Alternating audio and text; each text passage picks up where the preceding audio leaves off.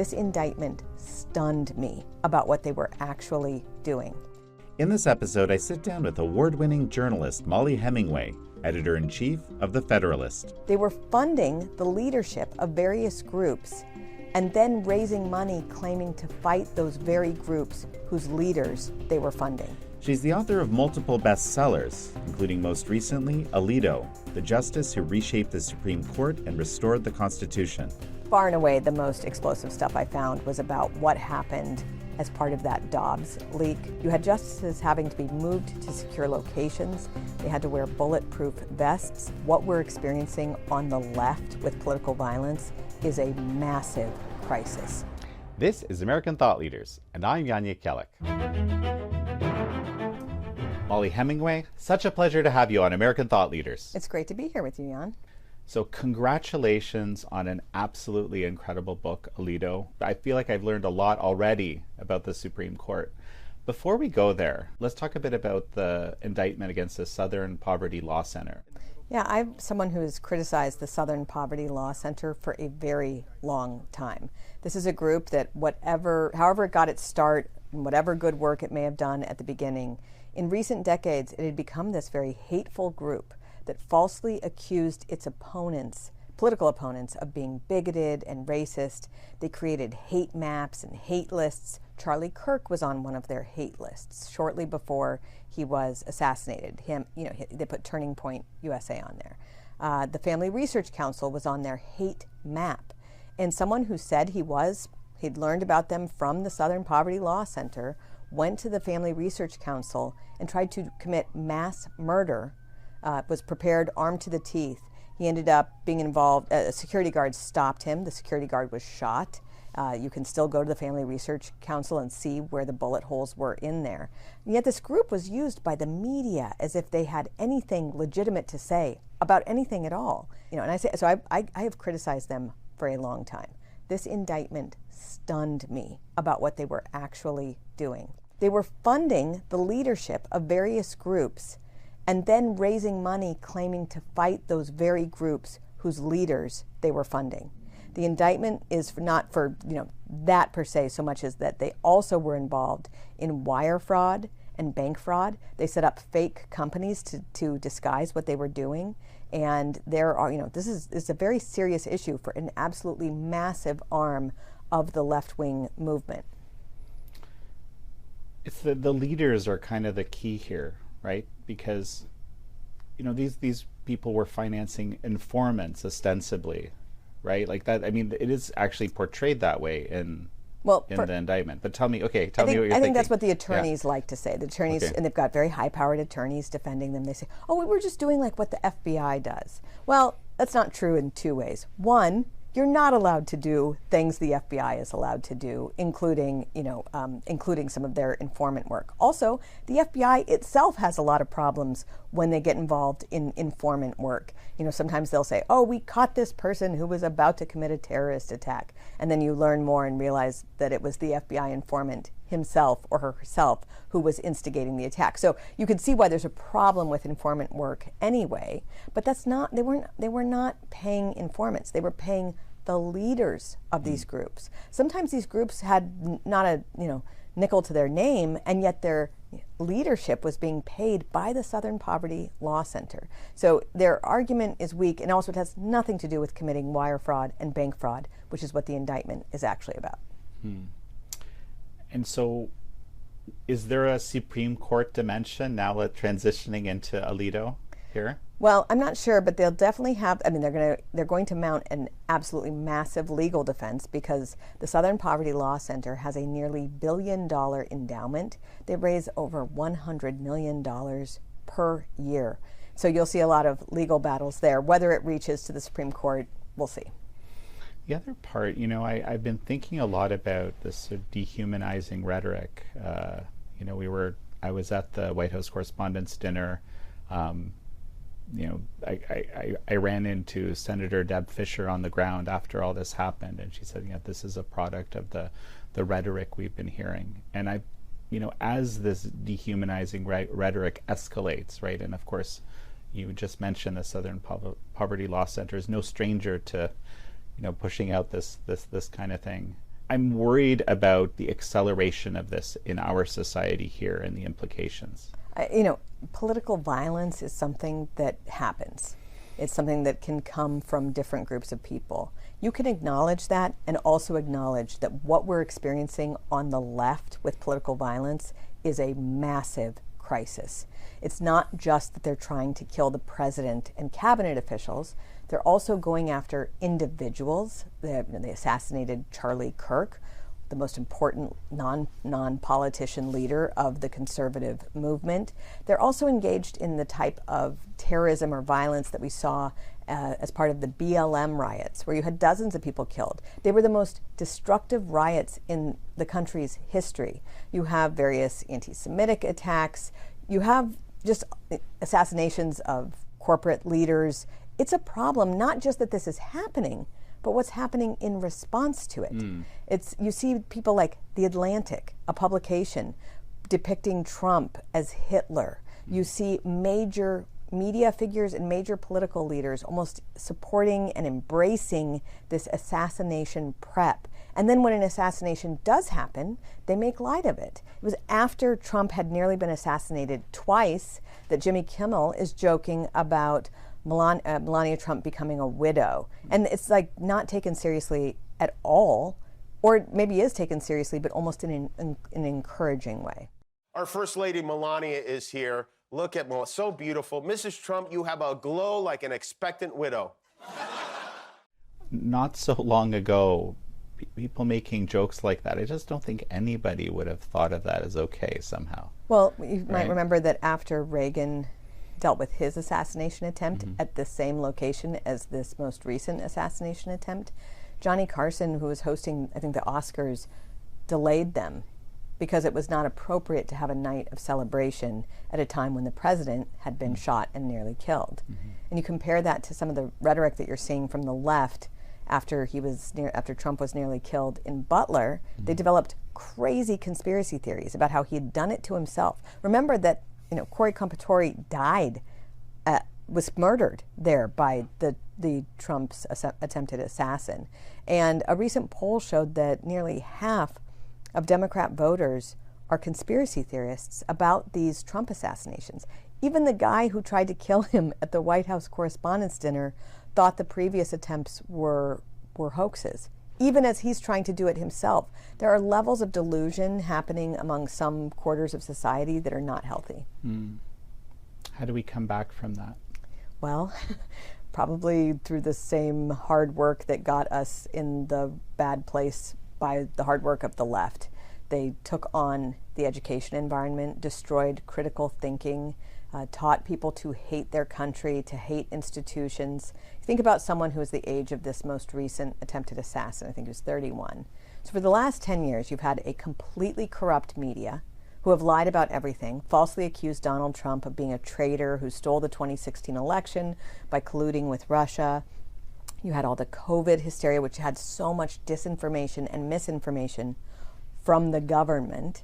You've had all sorts of breakdowns in just dealing with reality from the media. But prior to the last 10 years, that person who tried to kill Trump most recently was probably educated in an environment that taught him to hate his country, hate a lot of traditional values, and it's a problem. On the media front, I do think that people continue to give corrupt media way too much power.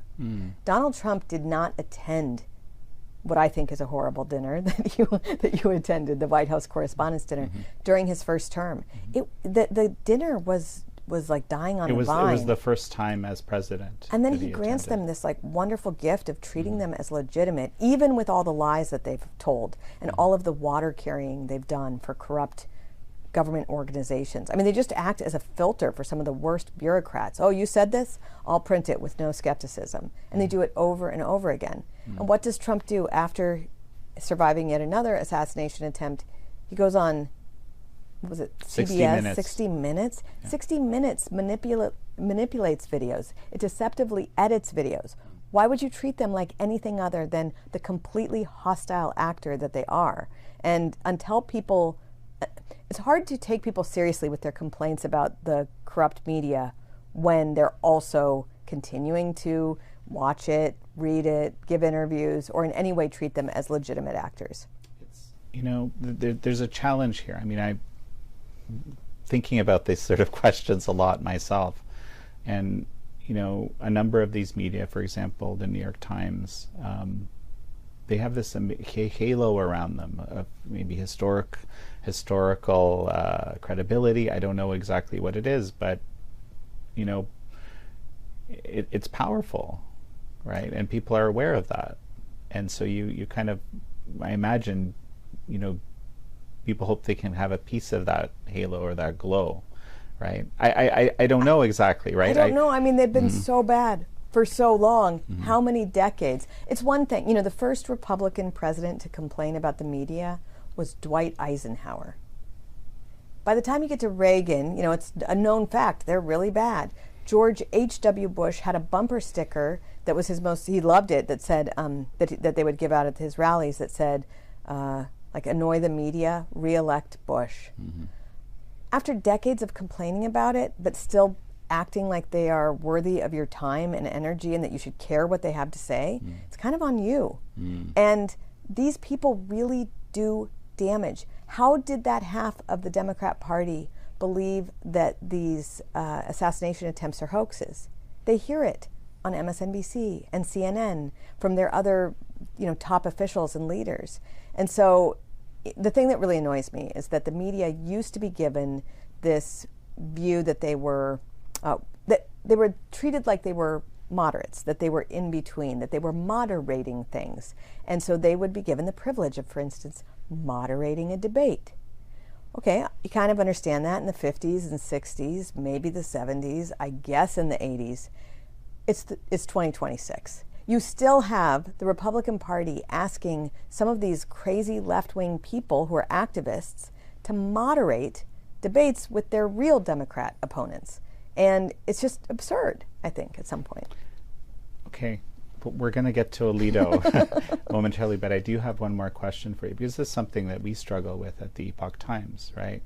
But the question is simply that, you know, there's a whole lot of people, and I think this might be a part of the answer to your question, the question you just posed.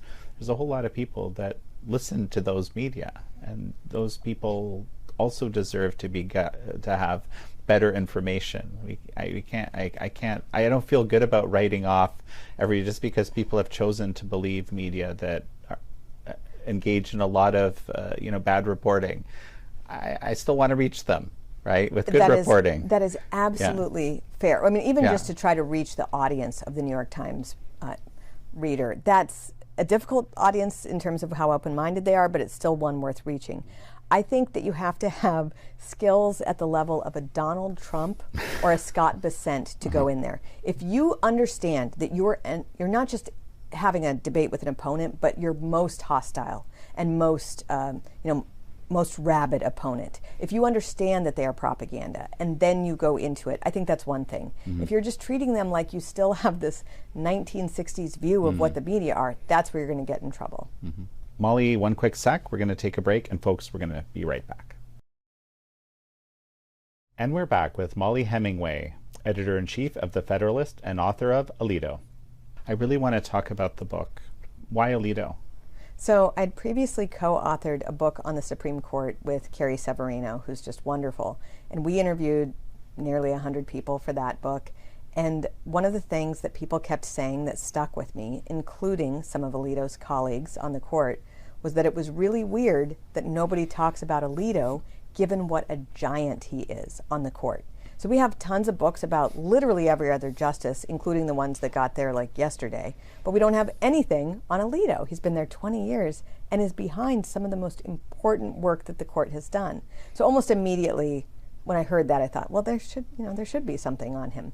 And he only became more interesting in the intervening years. He authored the Dobbs decision, which was this big goal of the entire conservative legal movement for 50 years to overturn the very flawed Roe v. Wade decision. But it never happened because people lacked the courage, or things would fall apart under pressure. He did that. Even just recently, he has this other monster opinion saying that racist gerrymandered districts are unconstitutional. And it also relies heavily on how the statute was wrongly interpreted over the years. These are just really big, important decisions that affect the country. And I wanted to learn more about him, and I am really happy that I did, and I'm also happy that other people want to learn more about him. So, one of the themes that, at least through the first 4 chapters, because this is as far as I've gotten, that appears there is, there is this idea that there's precedent, there's legal precedent. Once decisions are made, they tend to be carried out. But then there's this, I guess, this juxtaposition where some of those precedents turn out to be incorrect. And how do you actually, when there is an incorrect view of the Constitution that's been promulgated for whatever reason, even over several decisions, how do you challenge that, right? So, I mean, this seems like kind of a centerpiece in a way of what your book is about. And one of the things I try to do in exploring who Alito is and what his jurisprudence is, and interspersed with all the fun behind-the-scenes stories of what's happening, what's really happening on the court, is to give that historical perspective as well. And a lot of people, they kind of know the court is in maybe better shape than it was for a while. But what happened? Well, you had progressives who were dominant in the early part of the previous century, Woodrow Wilson, FDR. They really pushed for a court that would allow radical things to happen in the federal government. And FDR succeeds with that. He replaces everybody on the court. And for decades, it just gets to become this place where it's more ruled by men than by law. You'd have justices openly say, like, I just vote the way I think things should be. Or, the only rule I care about is the rule of 5. Or the Constitution, I don't care what it meant when it was created, I care what I think about it now. And they were very open about it. And there were a lot of really bad decisions where the court would say, we don't like the way people are voting, so we're just going to impose it upon them. Well, that's not what the founders imagined for the court. The conservative legal movement gets going in the 70s and really takes off in the 1980s, and you start seeing what are called originalist judges. These are people who do care about the original meaning of the Constitution and how to understand the Constitution that way. They also have very logical approaches to the statutes. 75% of the cases before the court don't deal with the Constitution, but with federal statutes, with federal laws. How do you interpret those? And we now have an originalist majority. But one of the things that's interesting about Alito, he's one of the 5 who cares about the original meaning of the Constitution. He does have a lot of respect for precedent. He does view that as something that is part of a respect for rule of law. But he's also willing to overrule precedent when it's deeply flawed. Mm-hmm. What would you say is the, most provocative thing you learned about Alito and in your research? Well, Alito himself is not provocative. Mm-hmm. I interviewed, again, nearly 100 people. These are people who've known him throughout his life, his colleagues on the court. He's a remarkably consistent and conservative and reserved person. I would say his sense of humor, I don't think I really realized that as much. And then also the trouble he's gotten in for his facial expressions, I think is funny. He used to debate when he was a kid. He was a debate champion. He would sometimes get marked down for his facial expressions. But he will also get in trouble as an adult in this way. So he, at the State of the Union in 2010, President Obama said something that everybody agreed was false. He falsely characterized a recent court decision. And Sam Alito is sitting there at the State of the Union and mouths the words, simply not true. The cameras caught him. He got in a lot of trouble for that. Or sometimes he'll roll his eyes, apparently, at a colleague. But far and away, the most explosive stuff I found was about what happened as part of that Dobbs leak. As someone that's kind of relatively new to watching all of this unfold, a DC neophyte of sorts, right? And at the time that this whole court case was happening, I was still fairly new in DC. And it was war. It was unbelievable. The moment that it leaked, and the justices did know a few days prior that it was going to be published by Politico. But when it leaked, you had immediate protests at the Supreme Court. You also had immediate protests at the homes of the Supreme Court justices themselves, if they were part of that Dobbs majority. And people were celebrating whoever had leaked this. They thought it was great that the justices' lives were being threatened. You had justices having to be moved to secure locations. They had to wear bulletproof vests.